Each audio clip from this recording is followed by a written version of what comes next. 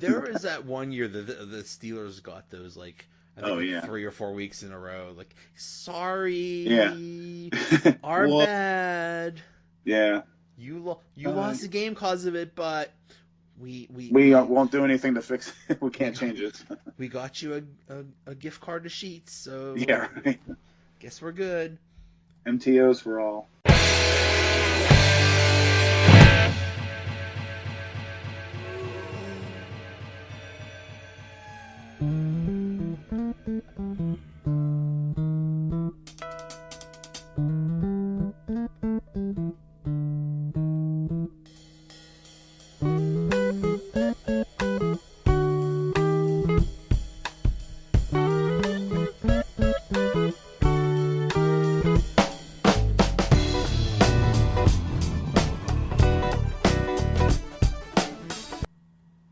Welcome to another episode of the Donut Bag. Hey, how you doing?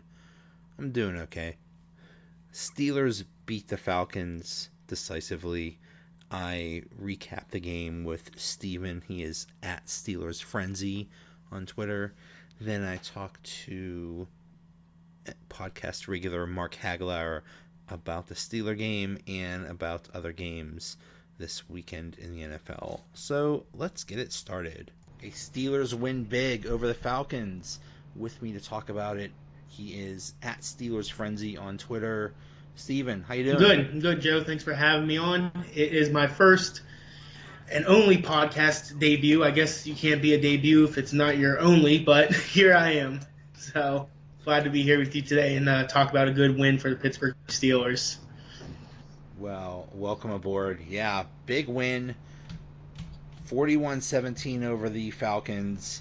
We talked a little bit about, before we got on, how if the Steelers did not win this game, how ugly it would have been. Let's talk a little bit about that, because before the game, the talk around about the Steelers was just ugly, especially how badly they lost to the Ravens last week. Mm-hmm. Basically, nothing was working. The defense wasn't very good. It hasn't been good all year. The offense wasn't clicking. They weren't running the ball. It just was terrible against Baltimore. But this game, jeez, where do we begin? What do you think was the biggest factor in today's game? My first note here, Joe, it's the consistent handing off of the ball to James Conner. I mean, the first drive, it was all Conner. You have to get the game going on the ground, and that's just something the Steelers haven't done outside of the first week of this year versus the Browns, and that's something that they did today. And you can see the offense has so much more power to them when they have an established ground game, especially with that play action pass that Ben.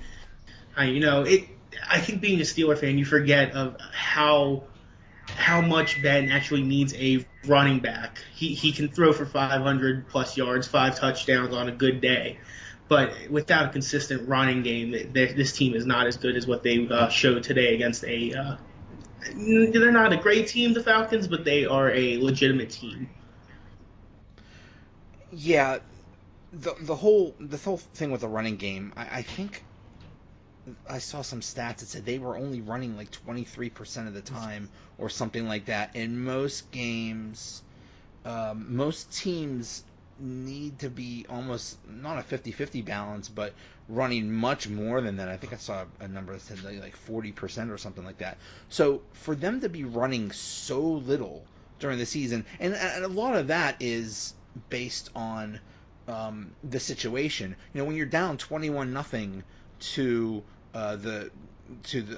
Kansas City, and then when you're down 14-0 to Baltimore, it's real easy to abandon the run because you have to pass like crazy to catch up. That is, but you need some balance there, and thankfully for the Steelers, they have such a high-powered offense with just putting the ball in Ben's hands. But when this team comes out in the first quarter of a game and has a plan and doesn't hand the ball off to James Conner, he loses a yard, and then they just scrap the plan because it didn't work the first play.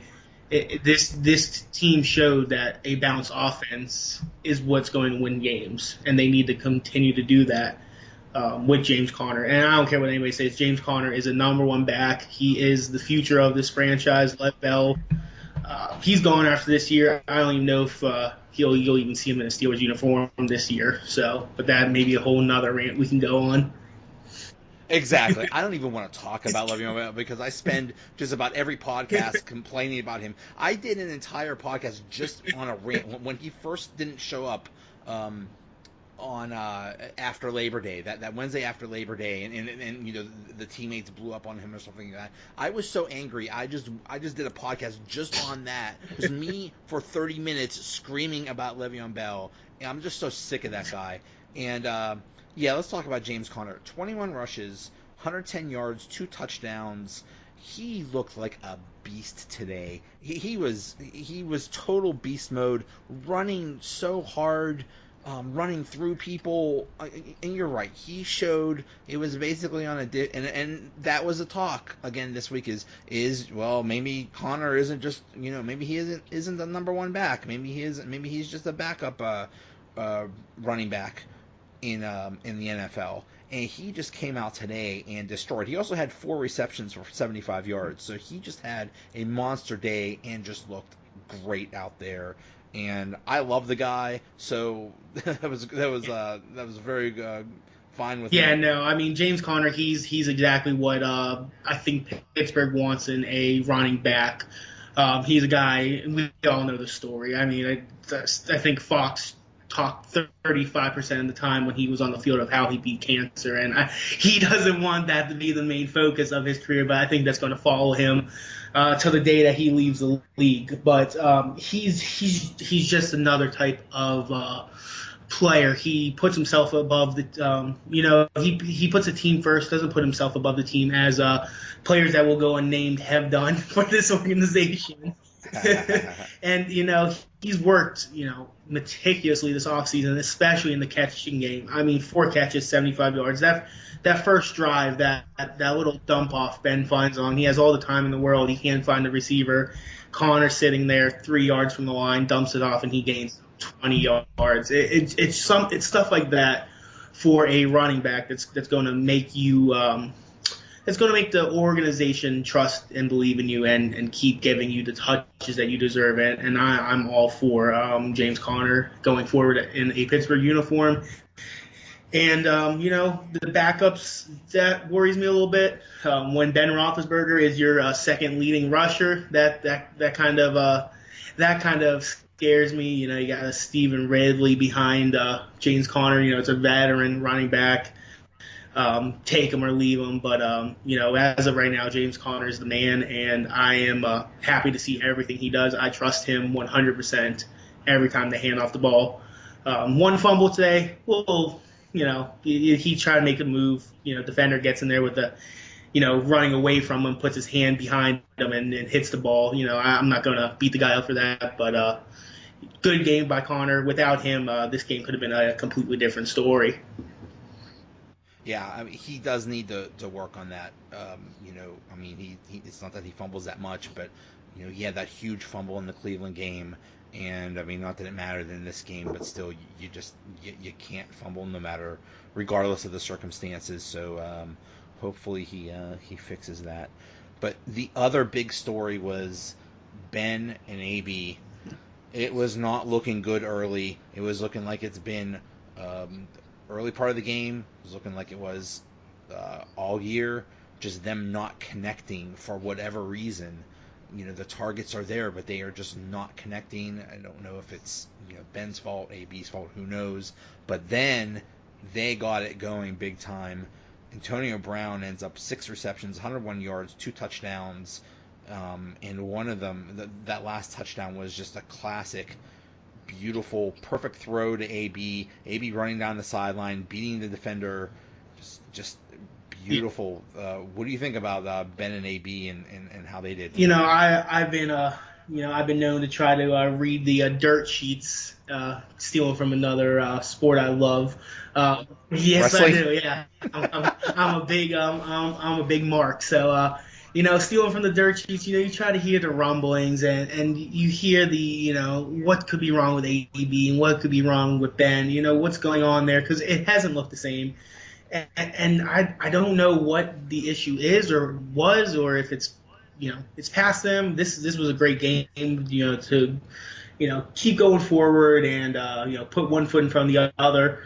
But this game, breakout for AB finally. I had a friend text me, AB's on his fantasy team, and he was trying to trade him for, garbage at halftime today. So, AB's a whole nother character. He's his own guy.